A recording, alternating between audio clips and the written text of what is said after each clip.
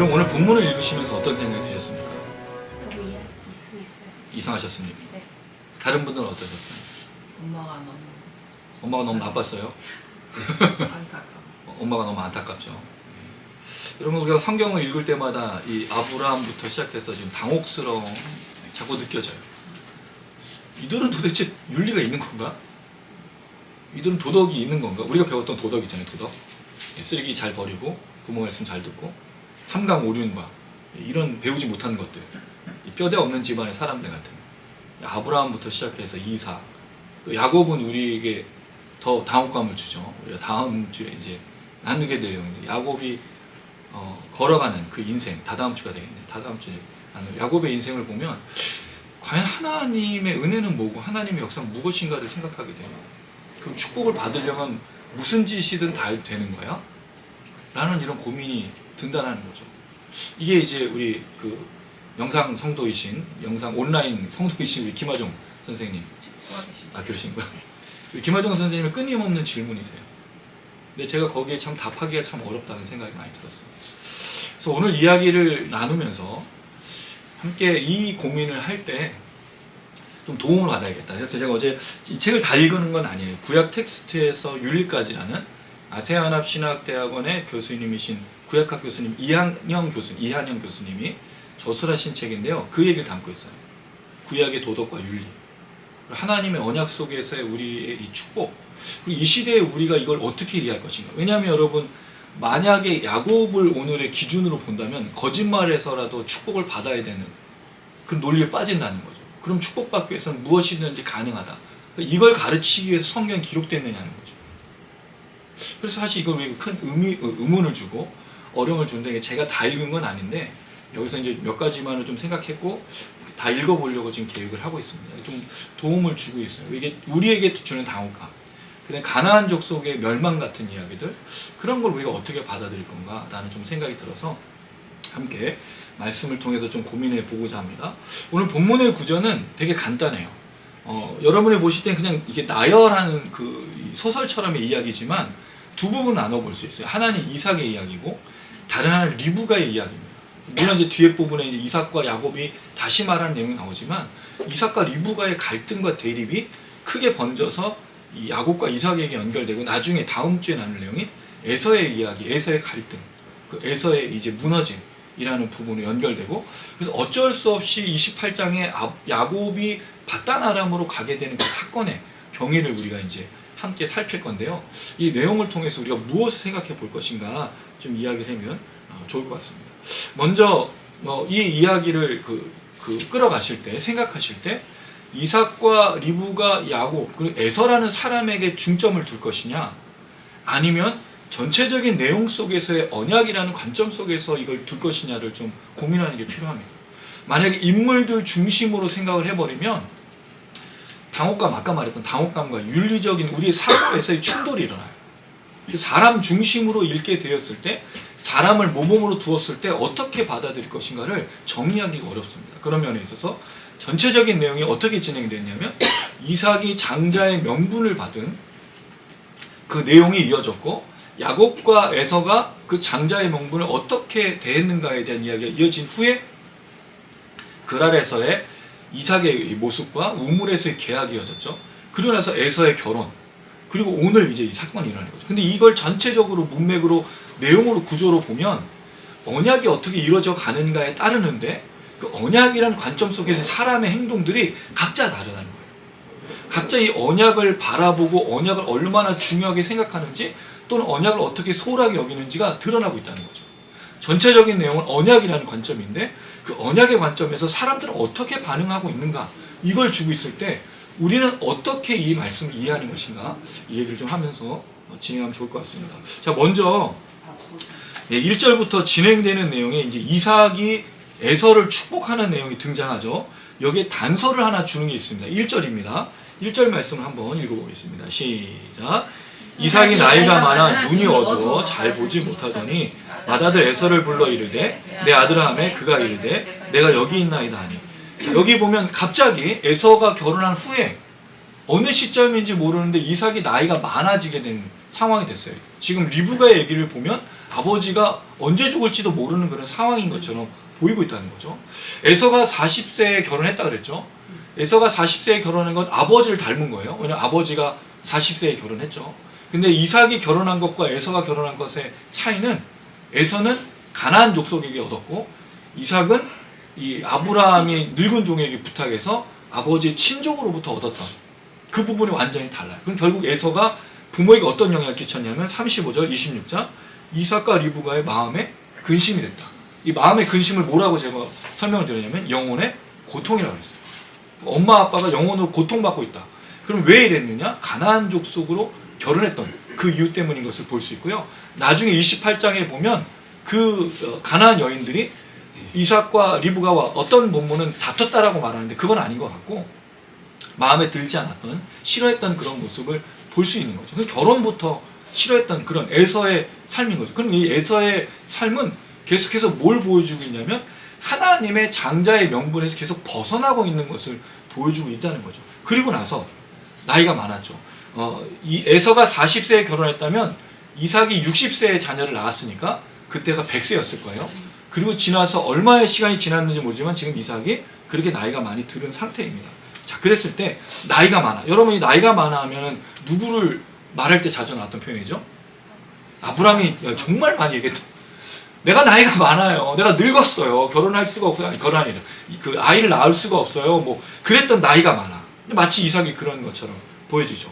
근데 여기에 눈이 어두워졌다고 말합니다. 잘 보지 못했는데 이 상태가 단지 눈이 어두워서 잘 보지 못하는 상태에 불과한 것이냐? 그렇지가 않은 게 뒤에 부분에 보시면 23절 한번 가보십시오. 23절에 보시면 형 에서의 손과 같이 털이 있어. 이 털이 있는 게 아니잖아요. 양털로 지금 씌운 건데 안 보이니까 만져봤어. 그럼 그 털이 에서의 털이었겠어요? 에서의 털이 아닐 수도 있잖아요. 근데 의심하지 않는다는 거죠. 축복을 해버려요. 근데 성경의 단서가 뭐죠? 분별하지 못하고 그냥 눈이 어두운 게 아닌 거예요. 무언가 지금 이삭에게 영적으로 정신적으로 문제가 있다는 거죠. 그러니 여러분 지금 에서한테 뭘 부탁해요? 축복을 해주는데 별미 만들어 오라 그런 거 아니에요. 아니 축복하는데 별미가 왜 필요해요? 굉장히 중요한 단서를 제공하고 있는 거죠. 이삭의 이 영적인 어둠. 근데 여러분 이게 왜 중요하냐면 이삭이 이 축복을 받을 때 어떻게 받았습니까? 아브라함에게서. 이삭이 아브라함에게 별미를 만들어줬나요? 그 말에 순종해서 뭔가를 줬습니까? 그렇지 않았어요. 이삭은요 아브라함이 전적으로 축복해줬어요. 물론 번제를 드렸던 순종이 있지만 이삭이 무언가를 해서 아브라함이 챙겨준 게 아니에요. 아브라함은 자기가 나이가 들어서 그드라하고 결혼했죠. 그때 결혼했을 때 뭘 합니까? 이 그드라에게서 난 아들들이 이삭에게 뭘 할까봐 모든 소유를 이삭에게 주고 나머지를 나눠주고 이 사람들은 동쪽으로 가서 살게 했어요. 그러니까 아브라함 철저하게 이삭을 위해서 배려했단 말이죠. 그러나 이삭은 늙어서 축복을 해주는 상황에 아들에 대한 배려가 없다는 거죠. 자기가 장자의 명분으로 그렇게 축복을 받았으면 분명히 이게 흘러갈 수 있도록 준비를 하고 역사해야 되는데 일하지 않고 있다는 거예요. 두 번째로 리브가에게 주셨던 하나님의 말씀, 큰 자가 작은 자를 섬기라는 그 말씀을 왜 이삭은 모르고 있냐는 거죠. 리브가가 얘기를 안 했는 건지 아니면 이삭이 알고 있음에도 이걸 불순종했는지 모르겠지만 이 축복의 장자의 명분의 축복 속에 어떤 것도 하나님의 뜻대로 되는 게 나타나지 않고 있다는 거예요. 하나님의 언약에 대해서 이삭이 순종하면서 걸어가야 되고 여기 야곱과에서 리브가도 움직여야 되지만 전혀 그렇지 않은 모습을 보여주고 있다는 거죠. 그랬을 때 뭐가 시작됩니까? 에서와 이삭과의 갈등, 야곱과 에서의 갈등. 나중에 야곱이 이 에서에 대해서 했던 행동을 보고 에서가 돌아와서 이삭에게 말하는 내용이 있는데 이놈이 나를 두 번 속여서 장자의 명분을 빼앗았고 지금은 축복까지 빼앗았다. 그래서 장자의 명분과 축복을 따로 두고 있어요. 축복은 아버지가 주는 거니까. 단지 장자의 명분만 파는 거라고 생각했는데 축복까지 빼앗겨 버린 거죠. 그래서 내가 죽여버리겠다고. 리브가 이걸 듣고 야곱을 보내죠. 가족의 갈등이 시작됩니다. 여러분 이게 그냥 축복의 얘기가 아니에요. 사실은. 장자의 명분을 얻고 장자의 축복을 얻지만 이 사이에 들어간 인간의 이 잘못된 악함과 실수와 연약함의 개입이 뭘 야기하고 있는 가정이 무너지고 있다는 거죠. 그러고 나서 야곱이 바다나랑 와서 어떤 일을 합니까? 또 이 장자의 축복과 관련된 모든 축복이 순전하게 이루어지지 않고 야곱이 또 속이고 또 속임을 당하는 그 속에서 내 부인을 얻게 되고 결국 그 일로 인해 가족이 분열하게 되는 아픈 사연을 갖게 되는 거예요. 단지 야곱이 축복받았다, 이삭이 축복받았다 그 문제로 논할 수는 없는 거예요. 굉장히 어려운 문제들이 삶의 순간순간마다 나타나는 거죠. 왜? 불순종했기 때문에, 실수했기 때문에, 잘못을 저질렀기 때문에 하나님이 그렇게 행하시고 계신 것을 볼 수 있다는 거죠. 어떻든 그렇게 눈이 어두워 잘 보지 못할 때 맏아들, 이 맏아들은 이삭이 부른 게 아니라 성경이 이룩한 거예요. 이 맏아들이라는 뜻이 큰 자라고 말했을 때 가돌이라는 뜻인데 강하다, 크다, 많다 이 뜻인데요. 하나님이 그 말씀하셨던 그 큰 자인 에서를 부른 거죠. 근데 이거는 조금 전에 말씀드렸듯이 이삭이 표현한 게 아니고 성경이 이룩한 겁니다. 큰 자 에서를 불러 이르되 내 아들아 하매 대답을 하죠. 내가 여기 있나이다. 에서가 아버지가 불렀으니까 대답을 하는데 근데 여기 있나이다라고 말하는 게 그 영어처럼 I am who I am 뭐 나는 여기 있습니다. 나는 누군가라고 한 게 아니고 hen이라고 하는 감탄사를 썼어요. 보소서는 보소서. 접니다. 이런 뜻이죠. 자, 그렇게 하죠. 자, 이삭이 이릅니다. 내가 이제 늙어 어느날 죽을는지 알지 못한다. 이 말을 원어로 보면요. 어떻게 되어 있냐면 나의 죽을 날을 내가 모른다는 뜻이에요. 그러니까 지금 내가 언제 죽을지 모르는 그런 상태가 되었다는 거죠. 자, 그런 다음에 이삭이 에서에게 말하는 내용이 이상한 내용이죠. 3절과 4절입니다. 제가 3절 읽을게요. 그런즉 내 기구 곧 화살통과 활을 가지고 들에 가서 나를 위하여 사냥하여 내가 즐기는 별미를 만들어 내게로 가져와서 먹게 하려 내가 주기 전에 내 마음껏 내게 축복하게 하라. 참 이상하지 않습니까? 내가 죽을 날을 알지 못해. 그럼 뭐를 해야 돼요? 바로 축복해야 되는 거 아니에요? 내가 죽을 날을 모르는데 별 만들어다가 죽으면 어떡하려고 그래? 그럼 본인은 언제 죽을지를 모르는 게 아닌 걸 수도 있는 거예요. 아직 내가 죽을 때는 아닌 거지. 근데 뭘 먹고 싶었어? 별미가 먹고 싶어. 별미가 당겼어. 그래서 아들에게 화살통과 또 구체적으로 명령해. 화살통과 활을 가지고 어디를 가라고요? 언제 잡아올지 알고. 근데 꼭 먹어야 되겠다는 거예요. 제가 좀 전에 말씀드렸지만 이삭은 아브라함에게 그렇게 축복받지 않았어요. 이삭은 아브라함이 전적으로 축복해줬어요. 근데 이삭은 왜 자신의 아들들을 이렇게 축복하냐는 거죠. 너무나 안타깝다는 거죠. 왜 이삭이 이런 결정을 내렸는지. 물론 에서에게 마음껏, 아주 중요한 표현이 있어요. 내가 죽기 전에 마음껏, 이 마음껏이라는 말이 내 영혼으로 옵니다. 앞에 영혼의 고통이라고 할 때 네페시라는 단어인데 내 영혼을 통해서 완전히 너를 축복할 거야. 그런 마음을 담았기 때문에 에서를 괴롭히려고 하거나 축복을 안 주겠다는 의미는 아니겠지만 하필 왜 죽으려고 하는 그 마음에 축복을 해주는 것이 먼저 있지 않고 별미를 꼭 먹어야겠다고 이야기를 하고 있냐는 거죠. 그래서 여기에 굉장히 큰 의문이 들고 있는 거예요. 이것보다 잘못된 거죠. 여러분 누군가가 그렇지 않습니까? 우리 그런 얘기 알고 있잖아요. 단추를 잘못 끼면 어떻게 되죠? 예, 첫 단추 잘못 끼면 이게 뭔가 틀어지잖아요. 물론 외부적으로 그게 잘못 보이고 좀 이상하게 보일 수도 있지만 사실은 그 말은 일에서의 문제 아닙니까? 일을 처음부터 잘못 풀면 어떻게 되죠? 완전히 꼬여서 완전히 망가지게 돼요. 근데 사실 우리가 하는 일이 그렇지 않아요? 여러분 일을 잘 처리하고 계십니까? 잘 계획하시고 잘 진행하고 계시나요? 그래 본 적이 없는 것 같아요. 그래서 항상 제가 여러분에게 고백했던 거 설레발치지 않는 거 주님보다 앞서지 않는 거 늘 얘기했던 거 기억나시죠? 왜? 막 처음 이렇게 해놓고 막 기대를 했는데 나중에 같은 거 완전히 꼬여가지고 다시는 내가 이걸 생각하나 봐다. 그런 마음을 가졌던 거예요. 그러니까 늘 조심스럽게 그렇게 걸어가는 게 생각이 되는데 한번 단추를 잘못 끼우니 어떤 일이 벌어지냐는 거죠. 이런 시간을 틈타서 그 다음에 누가 등장하고 있냐니 리브가가 이걸 듣고 있었어. 여러분 이게 뭐예요 이게? 아니 왜 하나님의 축복을 이렇게 받아야 되는 거예요? 왜 하나님의 역사가 이렇게 나타나야 되는 거냐는 거예요. 뭔가 좀 순탄하면 안 되고 뭔가 좀 잘 이루어지면 안 됩니까? 아브라함이 사라의 장지를 구했을 때 해족속과의 관계 속에서 얼마나 서로를 배려하면서 장지를 찾는데 내가 이거를 더 줄까 하니까 돈을 필요 없습니다 말했던 그 아름다운 광경은 왜 보기 드물게만 나타나고 이렇게 어렵고 괴롭고 힘든 첫 단추를 잘못 깨우는 이런 광경이 등장하냐는 거죠. 즐기는 별미를 만들어 내게로 가져와서 먹게 해서 내가 죽기 전에 마음껏 축복하라. 이 아버지의 명령을 따라 이삭이 그 명령을 따라 에서가 떠나죠. 그런데 그때 5절에 보니까 리브가가 들었어요. 자, 그리고 나서 6절 한번 읽어보겠습니다. 시작. 리브가가 그의 아들 야곱에게 말하이르되 내 아버지가 내 형 에서에게 말씀하신 것을 내가 들으니 이르시기를. 자, 여기에 보면 이삭이 그의 아들 에서에게 말할 때가 나오고 리브가가 그의 아들 야곱에게 말할 때가 나오죠. 여기 그라는 표현이 같은 표현일까요? 앞선 5절에서의 그는 his son이고요. 6절에서 이 그의 아들은 her son이에요. 그의 아들과 그녀의 아들인 거죠. 물론 이게 리브가가 에서를 무시하거나 그러지 않아요. 성경의 표현인 거죠. 일부러 쓴 거예요. 마치 지금 대립 구조가 어떻게 되는 거죠? 이삭과 에서, 리브가와 야곱인 것처럼 그렇게 대조하고 있는 거예요.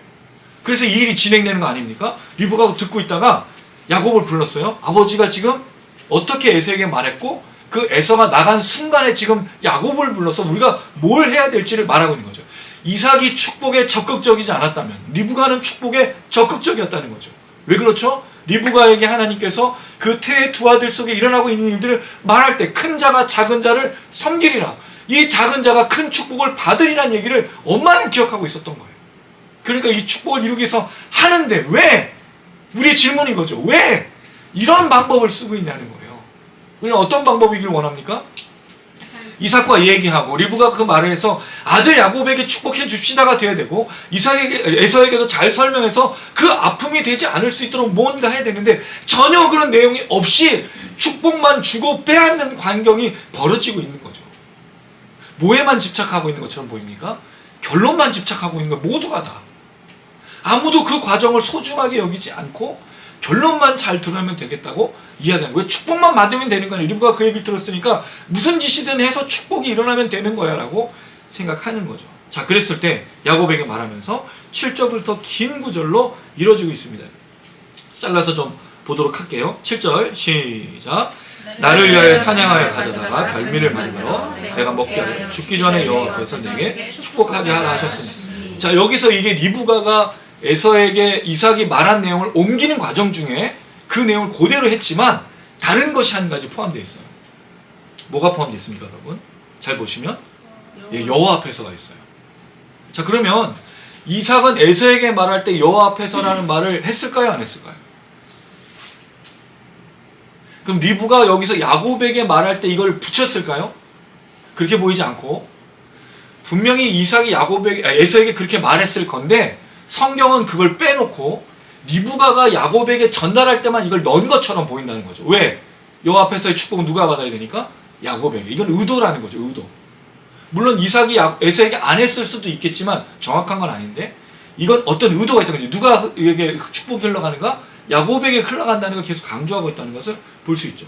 자, 그리고 나서 리브가가 말하는 내용이 이겁니다. 8절. 내 아들아 내 말을 따라 내가 내게 명하는 대로. 리브가가 야곱에게 자기의 말을 따를 것을 종용하고 있다는 거죠. 왜? 지금이 어떤 때니까? 축복을 빼앗아 올 때니까. 지금이 마침 그때라는 거니까. 여러분, 우리에게 때가 있어요. 우리에게 시간이 있어요. 우리는 어떻게 발견해야 될까요? 어떻게 할 수 있을까요? 이거 지금 안 하면 안 될 것 같은데. 그래서 여러분 전화 오지 않습니까? 여러분 지금이 바로 때입니다. 지금 고수익 보장 010 뭐뭐 하면서 전화 와가지고 여러분 그렇게 연락 오지 않아요. 지금이 바로 그때라고. 지금 치고 들어가야 된다고. 여러분 이게 뭘 주는 거죠 자꾸? 긴장과 이런 상황으로 만들어가는 극단적으로 치닫게 만드는 그런 걸 자꾸 얘기해요. 이게 누가 쓰는 수법이에요? 사기꾼들이 하는 수법이지. 지금 아니면 기회가 없어요. 우리 여러분 그 집 얻을 때도 그렇지 않습니까?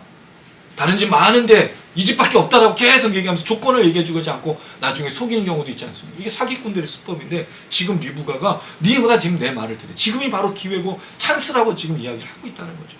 자, 내 말을 들어. 자, 그리고 9절입니다. 제가 9절 읽고 여러분 10절을 읽어주세요. 염소떼에 가서 거기서 좋은 염소 새끼 2마리를 내게로 가져오면 내가 그것을 내 아버지를 위하여 그가 즐기시는 별미를 만들리니 내가 그것을 내 아버지께 가져다 드려서 그가 죽기 전에 내게 축복하기 위하여 잡수시게 하라. 자, 야곱을 들러보내지 않았어. 들러보낼 수가 없죠. 왜냐면 시간이 촉박하니까. 지금 어디로 가려는 거예요? 염소떼에게 가서.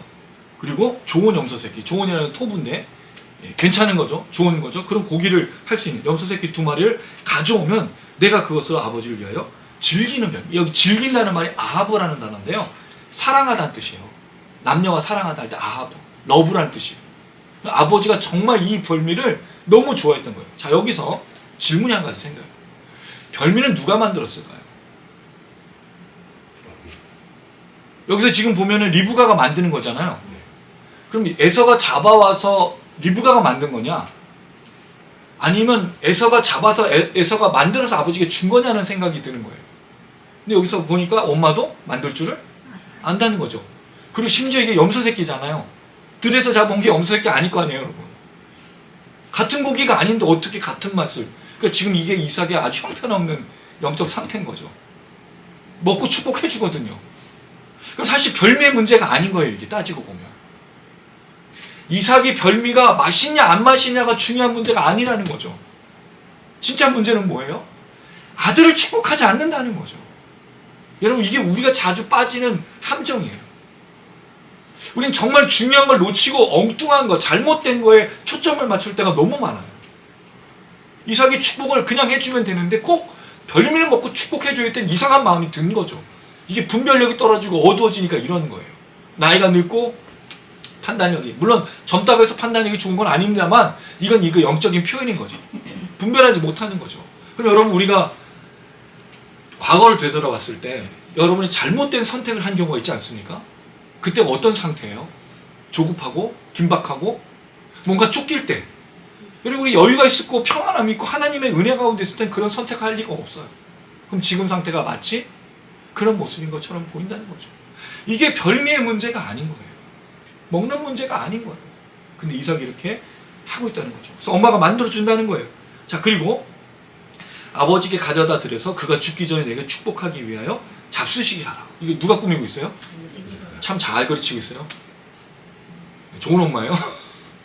축복을 위해서라면 이게 엄마들의 특징인가? 치맛바람 날리는, 치맛바람 말고 바지바람 날리는 아버지는 없잖아요. 아닌가? 요새는 좀 안 씁니까? 아, 예, 죄송합니다. 네, 제가 잘못했어요. 엄마들의 이게 지금 야곱에게, 왜냐면 특별히 야곱하고 엄마는 굉장히 밀접한 관계잖아요. 왜냐면 에서는 주로 들에 나가서 사냥을 해서 살았던 사람이고 장막에 거주한 건 야곱이었기 때문에, 그리고 또 리브가가 이 축복을 알았기 때문에. 그런데 아쉬운 건 그 축복을 알았다면 이런 방법을 쓰지 않았으면 좋았을 뻔했는데 엄마도 그렇고 야곱도 그렇고 그 축복에 목마른 사람처럼 그렇게 모두가 몰입돼서 정신없이 끝까지 가고 있다는 거죠. 제어가 되지 않고 있는 거예요. 자, 그랬을 때 그냥 그런 생각이 들었어요. 앞서 에서가 가나안 족속에서 두 여인을 얻죠. 근데 여기서 지금 염소 새끼 2마리를 얻어서 야곱이 가져와요. 좋은 거죠. 음식이죠. 이거 누구를 기쁘게 하죠? 그게 에서가 잡아온 게 아니더라도 그냥 즐거운 별미를 주면 이삭이 기뻐요. 그리고 이렇게 별미를 가져다서 축복을 받으면 누가 기쁘죠? 엄마가. 그럼 야곱은 지금 축복받고 기쁨을 주는 사람이 되는데 에서는 철저하게 버림받는 사람으로 나오고 있다. 이 표현이 그런 거예요. 이삭이 여기서 어떻게 보면, 에서가 어떻게 보면 굉장히 불행한 인생처럼 보여요. 부모를 기쁘시게도 못하고 축복도 받지 못하고. 그러나 야곱은 축복을 받고 기쁘게도 하는 모습으로 등장하고 있다는 거죠. 자, 어쨌든 그 이야기를 한 다음에 이제부터 이제 이 야곱과 이삭의 이제 문제로 접근하게 됩니다. 야곱이 말합니다. 자, 11절 제가 읽고 여러분 12절을 읽어주십시오. 야곱이 그 어머니 리브가에게 이르되 내 형 에서는 털이 많은 사람이요 나는 매끈매끈한 사람인즉 아버지께서 나를 만지실진데 내가 아버지의 눈에 속이는 자로 보일지라 공고사하고 저주를 받을까 하나이다. 자, 여기에 보면 이삭이 말을 하는 내용이 아닌데 여러분, 이게 정상적인 아들과 정상적인 동생의 말처럼 보이세요? 이게 되게 웃긴 얘기잖아요. 형은 털이 많은 사람이고 나는 매끈매끈해. 매끈매끈하다는 게 뭔지 정확하게 잘 모르겠는데 장막에만 거해가지고 피부가 뽀얗고 털이 없었던, 원래 태어날 때부터 털은 에서에게 있었으니까 그런 걸 비유하는 거죠. 자기는 털이 없는 사람인데 아버지가 혹시나 축복하다가 나를 만지면 들통날까봐. 그럼 이 야곱이 걱정하는 건 형에 대한 미안함, 거짓말을 해서 아버지에게 하는 그런 미안함은 없는 거예요. 뭐만 걱정하고 있는 거죠? 거짓말해서 들통날까봐, 저주받을까봐 그것만 걱정하고 있다는 거죠. 여러분, 그래서 제가 이 본문을 주면 너무너무 힘들었어요. 이거 뭘 얘기해야 되지? 성도님들한테, 성도님들 좋은 방법을 배웠습니다. 저희가 앞으로 사기치는 방법을 가지고 축복을 받을 수 있습니다. 이걸 소개해야 되나? 아니 이렇게 하지 말아야 되나? 무슨 근거로? 왜냐면 이게 지금 하나님께서 기록한 내용이고 축복 속에 이루어지고 있는 일이라면 어떻게 말해야 되느냐는 거예요. 어떻게 이해해야 되느냐는 거예요. 여러분 어떻게 이해하시겠습니까? 이 본문은 마음에 안 드니까 이건 좀 이해할 수 없으니까 그냥 찢어버릴까요? 이건 빼버릴까요? 그게 자유주의 신학자가 하는 거거든요. 자유주의 신학자들은요, 예수님의 말씀, 그 빨간 구절 외에는 다 빼버렸어요. 믿지 않는 기적은 다 빼버렸어요. 기적은 없는 거예요. 만드는 거 누군가가 그거를 듣고 자기들이 예수를 높이기 위해서 기적을 만들어냈다고 생각하는 그런 학자들도 있어. 그러니까 여러분 성경이 다 잘라져서 신약에 남는 내용이 하나도 없는 거예요. 무슨 내용만 남겠어? 기적 다 빼버리면 없는 거예요. 그럼 예수의 선생님에 불과한 거죠. 여러분 그렇게 할까요? 이 불편한 말씀, 이 당혹스러운 말씀, 우리가 어떻게 될까? 지금 리브가와 야곱은요, 아버지를 속이는 일에만 지금 쓰고 있다는 거죠. 애쓰고 있어요. 뭘 하기 위해서? 축복받기 위해서. 그럼 축복을 위해서라면 무슨 짓이든 해야 되는 것이 지금 이 본문의 이야기냐는 거죠. 더 진행해 볼게요. 야곱이 걱정하면 나를 만지실 때 속이는 자로 보일지라. 속이는 자로 보이는 게 아니 속이고 있잖아 지금. 뭘 보이는 게 중요해요 지금. 속이고 있으면서 복음 고사하고 저주를 받을까? 당연히 저주 받는 거라고 생각하죠. 자, 그랬을 때 이 어머니가 얼마나 놀라우냐면 13절 같이 읽습니다. 시작. 어머니가 그에게 이르되 내 아들아 너의 저주를 내게로 돌리리니 내 말만 따르고 가서 가져오라. 엄마가 뭘 감수하는 거죠? 아니, 저주를 감수하겠다고.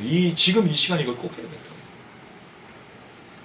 물론 이게 잘못된 어머니의 상은 맞아요. 우리의 도덕 관점과 윤리적 관점에서 리브가는 정말 잘못된 여인이죠. 근데 한번 생각해 보세요.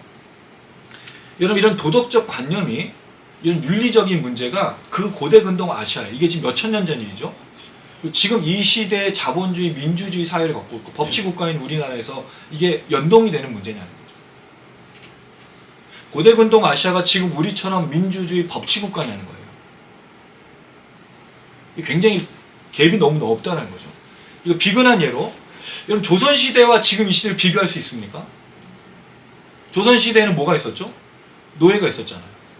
그 양반이 있었고 그리고 우리가 말한 장유에서 이런 것들이 이어져 오고 있는 그런 전통. 그 사람들이 우리를 보면 뭐라 그럴까요? 저런 근본도 없는 것들, 저것들은 어떻게 머리를 자르고 다니는 저 상것들. 문화가 완전히 다른 거죠. 그리고 도덕과 윤리적 개념도 다르다는 거예요. 이때 당시에는 아브라함 당시, 이삭 당시에는 뭐가 했죠? 일부 낮춰져요. 여인의 목적이 뭐였냐는 거예요. 존재 목적이. 가문을 잇는 것, 아들을 낳는 것 외에는 노동력으로 쓸 수도 없고, 그래서 그 실제로 예수님 당시에도 여자와 13세 이하의 아이들, 어린이들은요, 중요하게 여기지 않았어요. 천하게 여겼어요. 과부와 고아는 버림받은 존재였어요. 멸시받는 존재였어요. 이 시대에 우리가 여인들한테 이렇게 말을 한다고 성경이? 이걸로 잣대로 들여다보면 성경을 이해할 수가 없는 거예요. 그 당시 문화와 지금 문화가 다른데. 또 하나 예를 들어볼게요. 이 책 속에서 나온 그런 예인데, 외국 학생들과 또 일하는 사람들 우리나라에 와서 뭘 경험하죠? 군대 문화. 일단 뭐부터 조사해요, 우리는? 너 나이가 몇 살이야? 외국 사람들이 나이를 왜 물어? 굉장히 프라이버시한 거잖아요. 나이를 묻는 거. 그리고 나이를 물은 다음에 나이가 어리면 뭐라고 그러죠? 야, 반말부터 하고. 이게 이해가 될까요, 그 사람들이? 이 같은 시대를 살고 있는데 이해가 안 돼요. 그 제일 또 이해가 안 되는 게 뭐죠? 왜 된장찌개를 같이 먹는지 이해가 안 되죠. 우리는 국을 어떻게 먹어요? 따로 먹나요? 다 같이 한 숟가락에 먹잖아요. 그걸 그들이 이해할 수 있습니다. 못 이해한다고. 문화도 틀리고 윤리와 사고도 틀려요. 여러분 아프리카에서 지금 벌어지고 있는 일과 대한민국에서 벌어지는 게 같은 일이 아니잖아요. 지금 이란에서 벌어지고 있는 성폭행범 어떻게 하죠? 손가락을 자르고 성기를 자르고 돌에 떼어 죽이잖아요. 이게 우리 법치국에서 일어날 수 있는 일입니까? 가끔 부럽기도 하지. 그런 잘못에 대해서 태형을 주고 하는 것을 보면서. 이런 게 같은 시대를 살지 않고 있는 더 큰 문제가 있고 문화적인 차이가 있고 우리의 도덕 관점과 우리의 윤리 관점과 이 당시의 도덕과 윤리 관점이 같지 않다라는 거예요. 그러니까 이걸 해결하지 않으면 성경 오늘 이 시대에 우리를 이해하면 참 어렵다는 거죠. 물론 그렇다고 해서 하나님이 잘못을 잘못이라고 안 하고 넘어간 적은 없어요. 결국 이 일로 인하여서 어떤 일이 발생하는지 우리 너무나 잘 알고 있지 않습니까? 그건 조금 이따 설명을 드리기로 하고 어떻든 간에 지금 말하는 거예요. 내가 저주를 감당할 거예요. 왜? 야곱은 뭘 받아야 될 사람이기 때문에 축복받아야 될 사람이기 때문에 엄마가 정말 열심히 다해서 야곱을 위해서 노력하고 있는 거예요. 만약에 이삭이 이렇게 아들들에 대해서 축복을 적극적으로 옹호하고 적극적으로 생각했다면 이런 일이 벌어졌을까? 그런 생각이 든다는 거죠. 그럼 왜 이렇게 축복을 귀하게 여기지 않느냐는 거예요. 어떻게 보면 이삭은 혼자만이 그렇게 축복을 받고 혼자만이 그렇게 귀여움을 받고 혼자만이 집중을 받던 사람이었기 때문에 그런 건 아닌가. 왜냐면 아들 혼자잖아요. 백세에 낳은 아들이었고 다른 아들들 아브라함이 다 정리해줘서 그리고 심지어 그 경쟁자였던 롯도 떠나가지고 이스마엘도 다 떠나갔잖아요. 혼자밖에 없는 그 축복을 받았을 때. 그래서 소홀하게 여긴 건 아닌가? 이 장자의 축복, 하나님의 언약의 축복을 너무 조심스럽게 여기지 않은 건 아닌가? 그런 생각이 든다는 거죠. 그럴 때 리브가는 기억하고 있었다는 거예요. 저는 이게 좀 귀한 게 나중에 예수를 낳을 때 천사가 와서 했던 말을 듣고 마리아, 엄마 마리아가 평생에 그 말을 기억하는 걸 여러분 기억하고 있죠. 엄마는 기억해요. 아빠는 잊어버려요. 굉장히 중요한 거죠. 물론 리브가 행동이 옳다라고 보는 게 아닙니다. 리브가는 기억하고 있다는 거죠. 아들의 인생을 기억하고 있다는 거예요. 이게 중요하다는 거죠. 부모는요, 이걸 해야 되는 거예요. 부모는 자녀들에 대해서 기억해야 되는 거예요. 하나님의 은혜, 하나님의 역사가 우리 아들과 딸에게 흘러갈 수 있도록 부모가 기도해주고, 부모가 안아주고, 부모가 말해주고, 부모가 끝까지 버텨줘야 된다는 거예요. 그게 신앙이지 않습니까? 이걸 못하고 있으니까 지금 이 시대에 이런 문제가 있는 것 아니에요. 왜 아이들이, 왜 청년들이, 왜 이 교회에서 어린들, 젊은 사람들이 없는 거예요? 아이들이 없는 거예요. 이게 부모의 문제 아닙니까? 부모의 신앙이 집에서의 신앙과 교회에서의 신앙이 완전히 달라버리니까. 그래서 여러분, 저는 주일학교가 꼭 있어야 된다고 생각하는 게 아니고 부모가 주일학교 역할을 해야 된다고 꼭 말하는 사람이에요. 그래서 가정회복이 필요하다고 얘기하는 거죠. 결국 주일학교 교사가 아이들을 맡아주는 게 아니고 부모가 아이들을 맡아줘야 되는 거죠. 우린 그걸 내버려뒀잖아요. 근데 여러분 생각해 보세요. 주일학교 예배가 온전한 예배가 어딨어? 이 아이들이 무슨 예배를 드려요? 우리처럼 말씀을 나누나요? 그렇지 않아요. 대부분의 교회에서 주일학교 때 뭘 얘기합니까? 시청각 보여주고 이런 거 하는 거, 뭐 어떤 연극 보이고 드라마 보여주고 이런 거 하다가 나중에 분반 공부를 해. 분반 공부에서 뭘 나눠요? 2, 30분도 안 되는 그 시간 속에 뭘 하겠습니까? 뭘 잘하게 해요? 아이들에게 어떤 영향을 줘요? 그러니까 캠프를 가. 이런 시설과 이런 시스템과 이걸로 주일학교를 한다는 거예요. 그런 게 주일학교가 아니지 않습니까?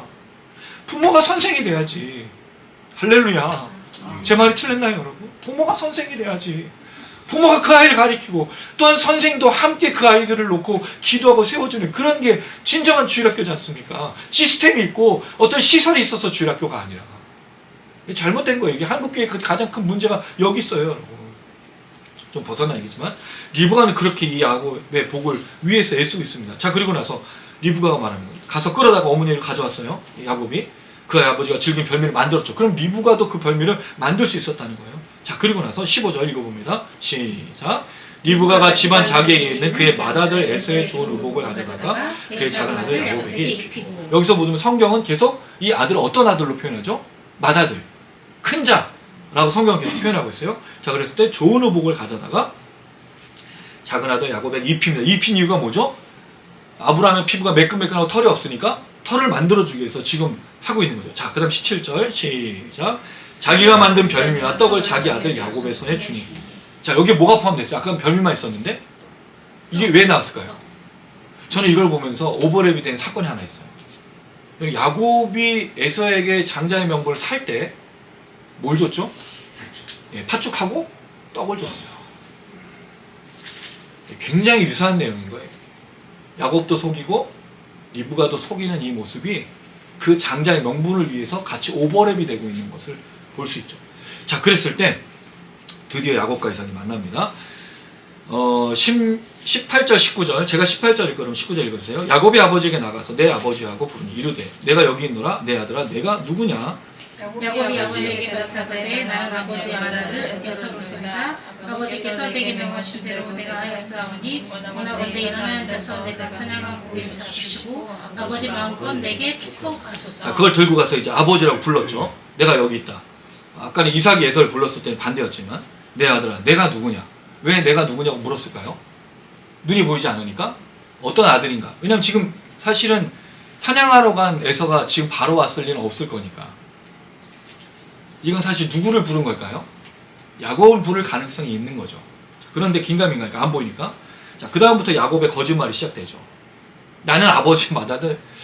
야, 우리 야곱은 대단한 사람이에요. 누나를 깜짝하지 않고 맏아들 에서라고 해서 맏아들, 여기 맏아들은 앞에 나온 그 큰 자가 아닙니다. 여기 맏아들은 첫 태생이라는 뜻이에요. 장남이라는 뜻이죠. 바로 이 거짓말이 얼마나 강하게 작용하고 있는지 보여주죠. 자기는 둘째인데 첫째라고 지금 얘기하고 있다는 거예요. 성경은 큰 자, 나이 많은 자 이런 자를 썼지만 이 야곱은 자신이 첫째라고 거짓말하고 있는 에서라고 이름을 바꿨죠. 자, 두 번째 거짓말이 나옵니다. 내게 명하신 대로 내가 행했어. 언제요? 누구의 명대로 한 거죠, 사실은? 엄마의 명대로잖아요. 아주 거짓말이 술술술술 나와. 그러니까 한 번 이 단추를 잘못 깬 사건이 어떻게 가는지. 여러분, 거짓말을 한 번 하면 거짓말 한 번으로 끝나나요? 그럴 수가 없어요. 거짓말이 또 거짓말을 하고 거짓이 거짓을 낳아서 결국엔 끝까지 간다라는 거죠. 자, 세 번째 거짓말이 나옵니다. 아버지에게 이런 말입니다. 일어나서 앉아가지고 내가 사냥한 고기. 언제 사냥했어? 6대를 가지고 가고 엄마가 음식 만들어준 거지. 거짓말이 아주 능수능란하게 나오고 있어요. 아버지 마음껏 내게 축복하소서. 그랬을 때 이삭도 호락호락 하진 않아요. 눈은 안 보이지만 뭐는 잘 들어? 귀는 잘 듣고 있어. 자, 20절 시작. 이삭이 그의 아들에게 이르되 내 아들아 내가 어떻게 이같이 속히 잡았느냐. 그가 이르되 아버지 하나님 여호와께서 나로 순조롭게 만나게 하셨습니다. 아들이 물어보죠. 왜냐하면 분명히 음성은 누구의 음성이에요?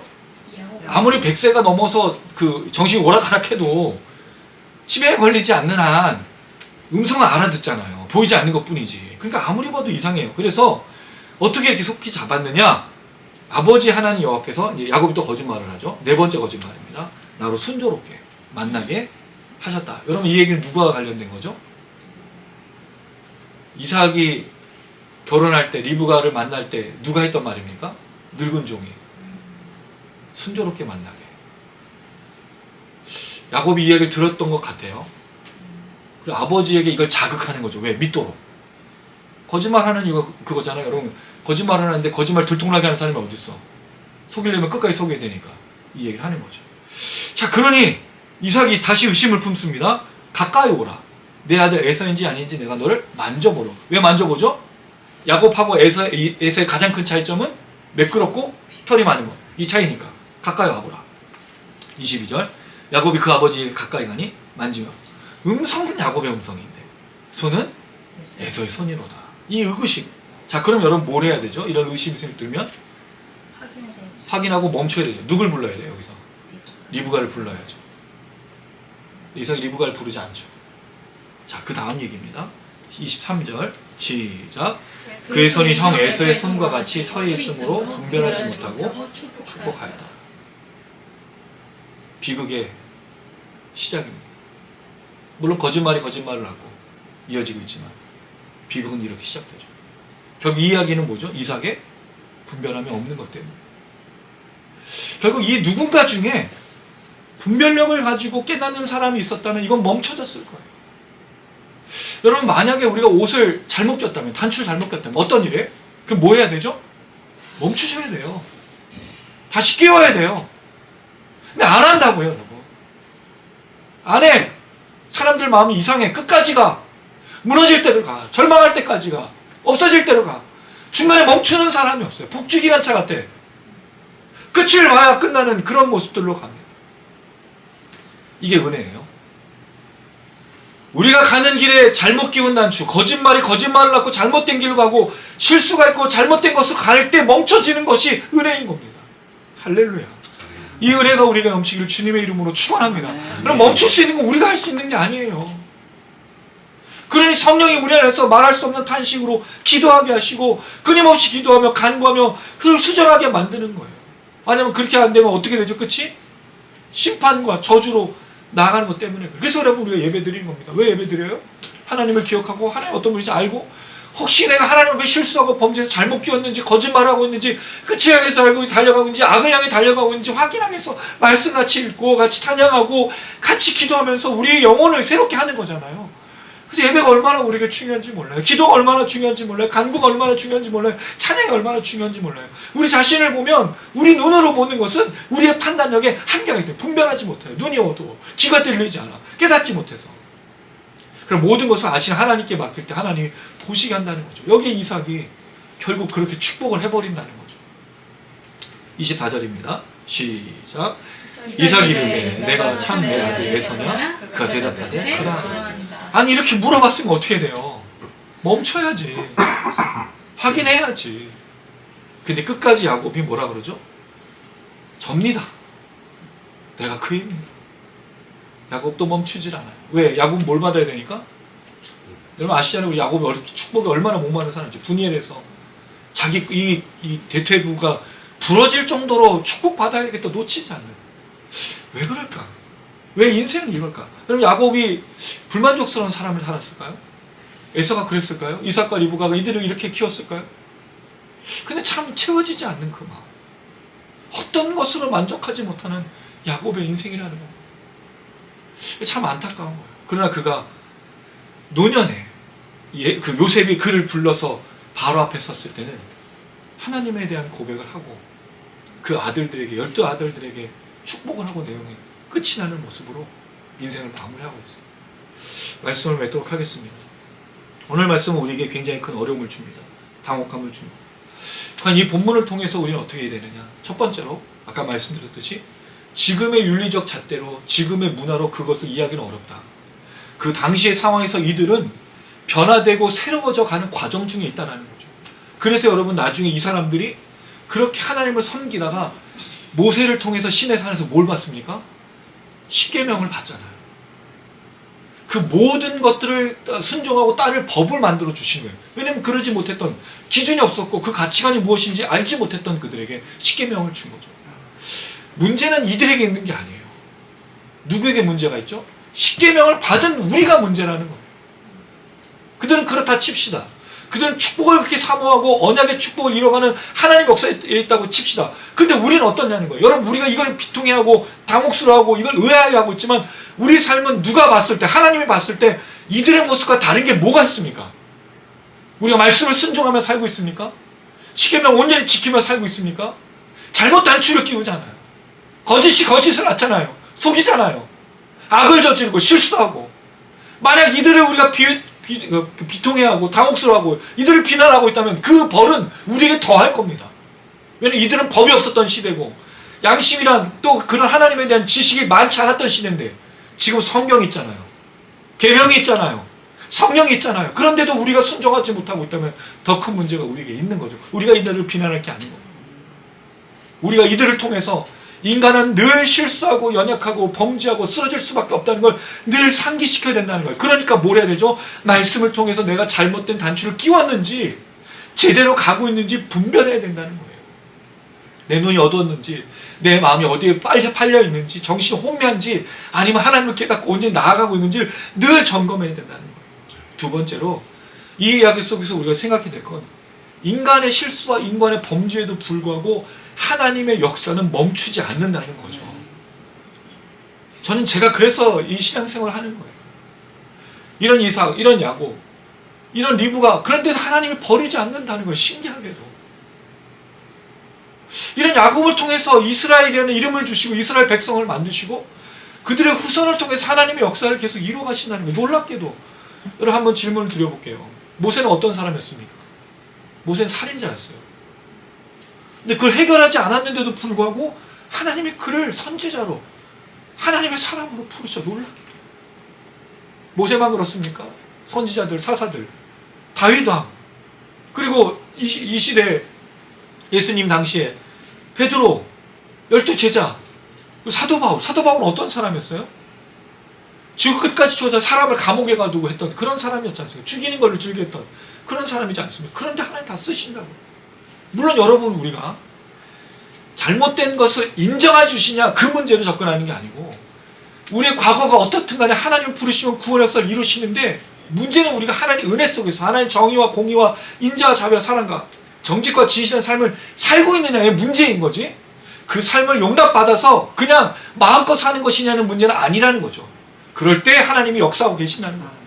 사도 바울이 과거의 인생을 정리하고 예수를 위해 살겠다고 다짐했었던 때부터 하나님이 역사하셔서 그를 통해 하나님의 일을 이루십니다. 물론 그렇다고 해서 그가 온전히 순종한 삶을 사는 건 아니었어요. 본인이 고백하잖아요. 내 속에 뭐가 있다고요? 죄가 나를 늘 괴롭히고 나를 주장하고 나를 어렵게 하는데 끊임없이 그 삶에서 살고 있을 때 뭐를 향해서 달려가고 있느냐? 그걸 말하고 있는 겁니다. 그 속에 우리가 있습니다. 저 또한 부족하고 저 또한 연약합니다. 우리가 찬에 고백했듯이 이 땅에 사라지는 풀과 같은 존재. 그리고 우리는 대단하지 않습니다. 우리는 정말 아무것도 아니에요. 근데 하나님 우리를 부르셔서 하나님 자녀 삼아주시고 예수를 믿게 하시고 십자가 은혜를 받게 하시고 성령을 주셔서 하나님이 오시는 그 땅에 오는 그 나라가 완성되는 때까지 걷게 하신다는 거죠. 더불어 그 나라를 위해서 우리를 사용하고 계시다는 거. 놀랍게도 우리가 무엇이간데 우리가 무엇이기에 하나님 우리를 사용하시냐는 거죠. 그래서 이 말씀을 통해서 다시 한번 깨닫는 것은 사람은 모범이 되고 모델이 될 만한 것을 보는 게 아니라는 거죠. 아브라함의 믿음이 아니고 야곱의 믿음도 아니고 우리가 바라봐야 될 건 뭐죠? 하나님 한 분밖에 없다는 걸 또 깨닫는 거예요. 성경 전체에 실제로 우리가 존중하고 모범을 삼고 모델로 삼을 만한 사람이 있습니까? 없습니다. 딱 한 분이 있죠. 예수 그리스도. 그게 하나님의 역사예요. 인간의 거짓된, 인간의 실수, 인간의 잘못에도 불구하고 하나님의 역사가 이루어지는데 이걸 제일 잘 보여주는 사건이 저는 십자가 사건이라고 생각해요. 이야기만 하고 말씀을 맺겠습니다. 여러분 십자가 사건을 잘 아시죠? 이게 되게 재밌는 건데 제가 한번 얘기 드렸던 거예요. 누가복음에서 얘기 드렸어요. 예수님께서 40일의 광야에서 시험을 받으시고 금식하시고 나오셨죠. 그때 누가 접근하죠? 예, 사탄이 접근해요. 사탄은요 기회를 알아. 딱 나와서 세 가지 시험을 하잖아요. 첫 번째 시험이 뭐였습니까? 예, 돌이 떡이 되게 하고. 두 번째 시험이 성전 꼭대기 올라가서 뛰어내리면 천사가 널 보여줄 거예요. 세 번째가 만천하를 보면서 나한테 무릎 꿇으면 다 줄 거야. 자, 여기에 여러분 예수님 흔들릴 수 있는 것이 있어요. 뭐죠? 무릎 꿇으면 준다고 하니까 예수님 주가에만 얻는 거잖아요. 얼마나 손쉬운 방법. 내가 한번 머리 딱 꿇으면 세상 사람 다 준다니까. 근데 그렇게 하지 않았어요. 왜냐하면 그것을 받을 수가 없는 거기 때문이죠. 왜? 죄의 문제가 해결돼야만 그 인간들을 도려받기 때문에. 예수님 십자가의 길을 가야 돼. 자, 그런데 예수님께서 이렇게 사단이 접근한 다음에 그 이어지는 과정 속에서 어떤 일이 일어나냐 이거죠. 사단이 예수님을 결국 뭐 하도록 만들죠? 고난받게 하고 십자가를 못 받게 하지 않아요? 그럼 여러분 생각해 보세요. 십자가를 못 박으면 누가 어떻게 돼? 사단이 심판받는 거잖아. 그럼 사단이 하지 말아야 되는데 하고 있다는 거죠. 그래서 여러분 우리의 역사는 우리의 역사가 아닌 거예요. 우리의 실수, 우리의 또 자랑, 우리의 모든 역사들, 우리의 삶이 있는데 그 모든 것들을 통해 하나님은 자신의 일들을 이루어 가신다는 거죠. 하나님은 하나님의 역사를 이루십니다.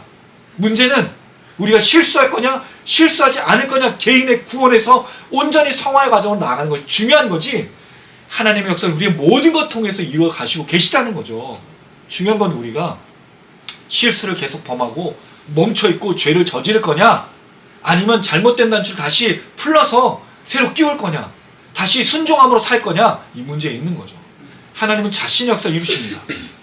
그 속에서 우리는 어떤 길로 걸을 거냐가 중요한 도전이라는 거죠. 오늘 이 말씀을 통해 인간은 믿을 만한 존재도 아니고 인간은 따를 만한 모범도 없지만 하나님 그 인간들을 부르셔서 우리를 부르셔서 하나님의 역사를 이루시는데, 이 당혹스러운 역사 속에 우리가 기억해야 될 건 하나님 한 분이시고 그 모든 것들을 가능케 하셨던 예수 그리스도를 온전히 믿음으로 혹시 잘못된 것이 있다면 수정하고 용서를 구하고 회개하고 하나님의 뜻을 따라 날마다 걸어가는 우리 모두가 되기를 주님의 이름으로 축원합니다. 아멘.